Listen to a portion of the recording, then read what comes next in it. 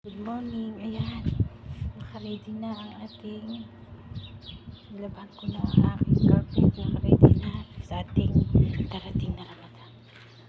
Ayan. Bakit tayo?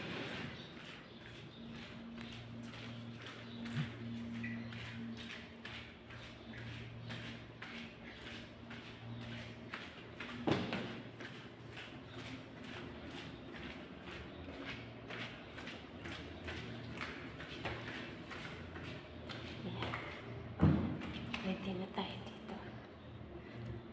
So,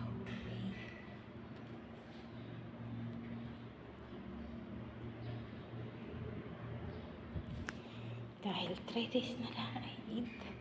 Yan, ready ko na kasi 2 days pang may darating na naman akong bukuro bago Eid. Kaya, praise God.